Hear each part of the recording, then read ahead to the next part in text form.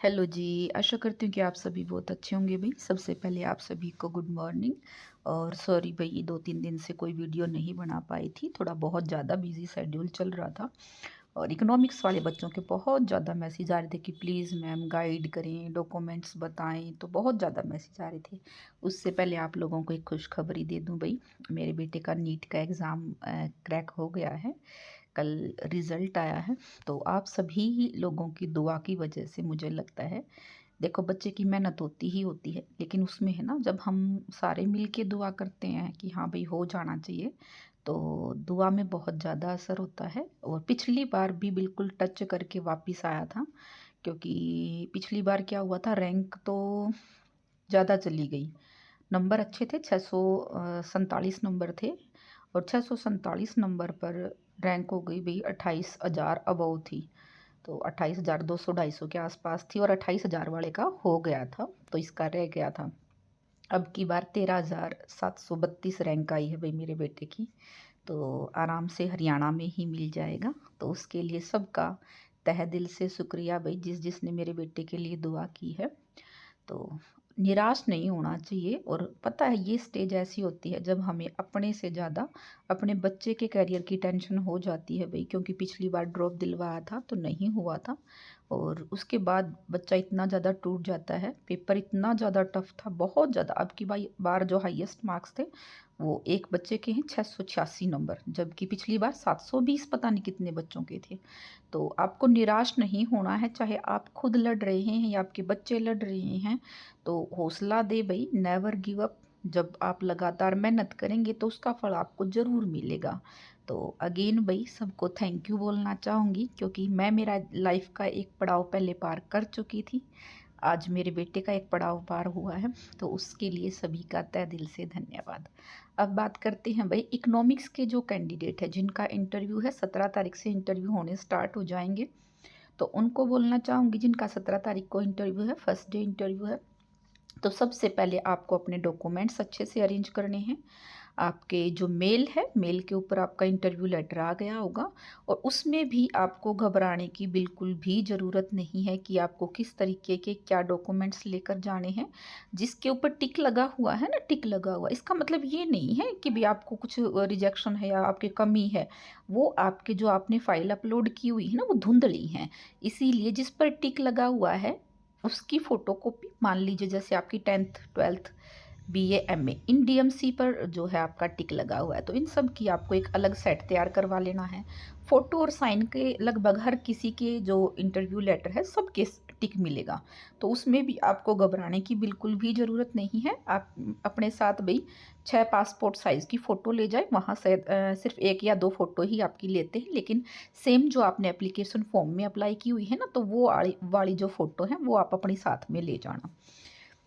रही बात भई डॉक्यूमेंट्स की, तो ये एक सेट तो आप वो रेडी कर लेना जिस पे टिक लगा हुआ है। फ़ोटोकॉपी आपको ले जानी है, ओरिजिनल आपका एक सेट रहेगा, फिर एक आपको फ़ोटोकॉपी का जिस पे आपका टिक लगा हुआ है वो डॉक्यूमेंट्स आपको तैयार करने हैं। फ़ोटो और सिग्नेचर सब का टिक लगा होगा तो उसका मैंने आपको बता दिया, साइन आपके वहाँ करवाए जाएँगे और फ़ोटो आपको पासपोर्ट साइज़ की फ़ोटो लेके जानी है। दूसरा, सारे के सारे डॉक्यूमेंट्स आपको सेल्फ अटेस्टेड करने हैं। आपको जैसे कि आपके जो एजुकेशन क्वालिफ़िकेशन वाले हैं, वो आपको सेल्फ अटेस्टेड करने हैं। जैसे अब इंटरव्यू लेटर है तो उसको आपको सेल्फ अटेस्टेड करने की ज़रूरत नहीं है। एप्लीकेशन फ़ॉर्म की कोई भी ज़रूरत नहीं है, ज़्यादा टेंशन लेने की ज़रूरत नहीं है। आपकी एजुकेशन क्वालिफ़िकेशन के अलावा सिर्फ़ आपका इंटरव्यू लेटर, आपकी जैसे डोमिसाइल हो गया, आपका कास्ट सर्टिफिकेट हो गया, आपका आधार कार्ड होगा, ये आपको लगाने हैं। फैमिली आईडी आपको लगाना कोई ज़रूरी नहीं है, ठीक है? तो इन चीज़ों की बेफ़ालतू में कोई आपको ज़रूरत नहीं है।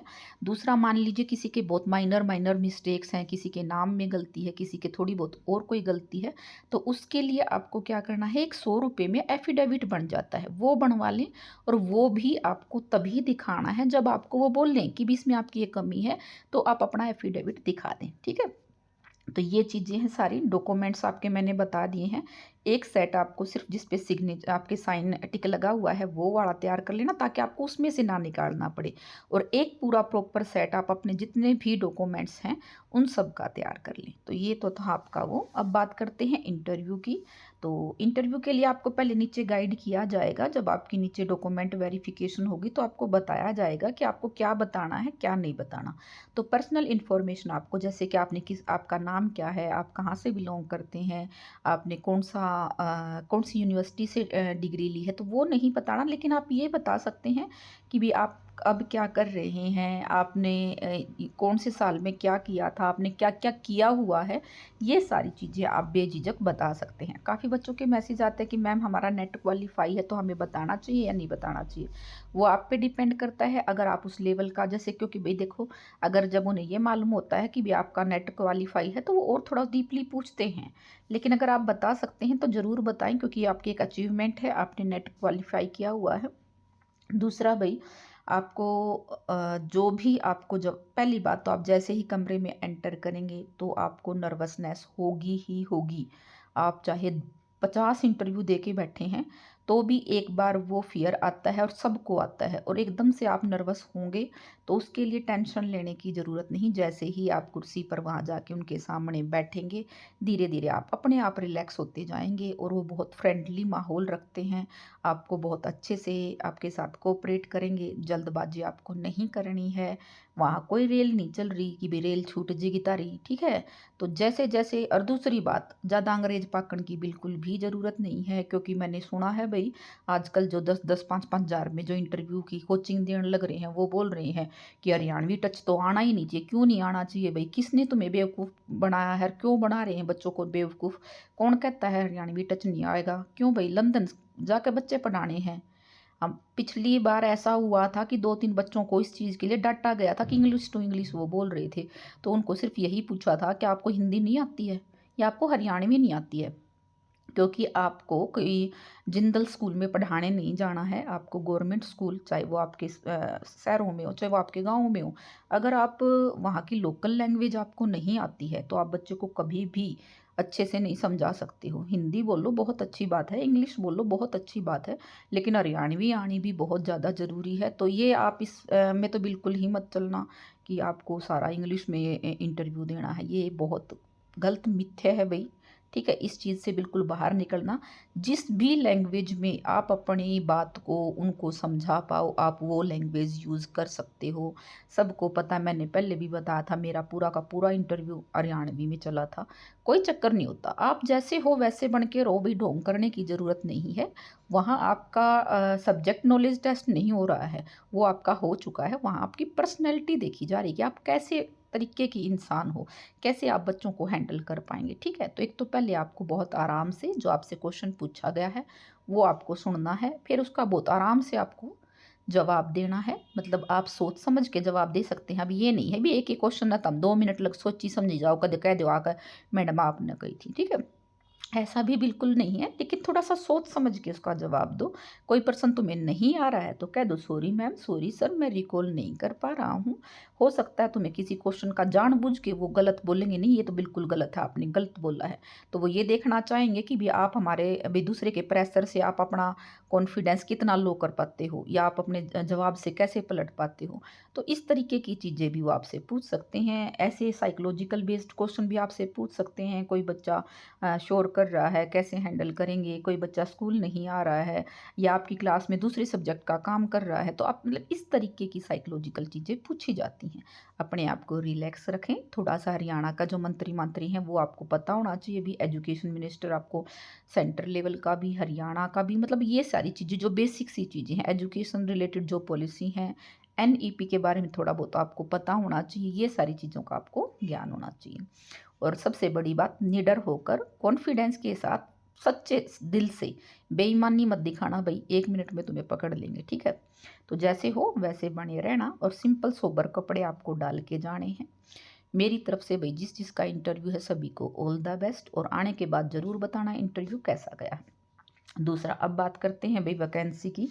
पीजीटी की वैकेंसी आएंगी भाई, नवंबर दिसंबर के लास्ट में पीजीटी की वैकेंसी आएंगी, इसलिए अपनी तैयारी करते रहें। और ये ना सोचें भाई अभी नहीं हुआ। मैं आपको एक ही बात बोलती हूँ, जो इसमें एचपीएससी के एग्ज़ाम में भी बैठ रहा है ना, वो भी किसी भी तरीके से किसी से कम नहीं है, क्योंकि उसमें एलिजिबल होना ही बहुत बड़ी बात है। उसके बाद जितनी आप मेहनत कर रहे हैं, मेहनत प्लस भाई कर्म, देखो किस्मत बहुत बड़ी चीज़ है, हम नहीं उसको ठुकरा सकते। कई होते हैं लगने के बाद बोल देते हैं नहीं सारा काम मैं तो मेहनत बहुत करी, ये करा वो करा। देखो मेहनत यहाँ तक आने के लिए सभी करते हैं, तो मैं तो इन चीज़ों को नहीं मानती हूँ। दोनों चीज़ें काम करती हैं भाई, सही समय, सही मेहनत आपकी और आपका भाग्य। जब सारे काम करते हैं ना तो आपको उस चीज़ का रिजल्ट मिलता ही मिलता है। लेकिन अगर आप अच्छी नीयत के साथ आगे बढ़ोगे ना, भगवान आपको ज़रूर सक्सेस करेगा भाई। तो अपनी लगातार मेहनत करते रहो, तैयारी करते रहो। जिनका मेंस का एग्ज़ाम है असिस्टेंट प्रोफेसर का, दिल लगाकर तैयारी करो भाई, दिन रात एक कर दो। जिनका प्री क्लियर हो चुका है, जिनका मेंस है, झूठी अफवाहों से दूर रहो और सिर्फ अपने लक्ष्य पर ध्यान रखो। ज़्यादा से ज़्यादा रिटन प्रैक्टिस करो, चाहे कोई भी सब्जेक्ट है। रिटन प्रैक्टिस आपकी ज़्यादा से ज़्यादा होनी चाहिए। कोशिश करो कि 15 के 15 क्वेश्चन आप अटैम्प्ट कर पाओ, क्योंकि ये चीज़ें बहुत मैटर करती हैं। दूसरा, राम कहानी आपको नहीं लिखनी है, 3-3 4-4 पेज आपको भरने की ज़रूरत नहीं है। आप 2 से ढाई पेज में भी अपने आंसर को बहुत अच्छे, क्योंकि 10 ही नंबर का क्वेश्चन है भाई, आप आराम से उसको लिख सकते हो। और जितना पूछा गया है, 2 नंबर में पूछा गया 2 नंबर में बताओ, 5 में पूछा गया तो 5 में बताओ। इस तरीके से आपको स्मार्ट वर्क आपको करना है। तो मेरी तरफ से आप सभी को ऑल द बेस्ट। और नई वैकेंसी बहुत सारी आने वाली हैं। इंग्लिश वाली दब के तैयारी करो भाई, प्री का एग्ज़ाम आपका कभी भी हो सकता है। तो खुद के ऊपर भरोसा रखो, कभी किसी का बुरा ना करो। और अगेन भाई, मेरे बेटे के लिए बहुत बहुत बहुत धन्यवाद। आज मैं और मेरा बेटा दोनों एक तरीके से एक पड़ाव पार कर चुके हैं। तो सबका दिल से धन्यवाद भाई, उसके नीट के सिलेक्शन के लिए।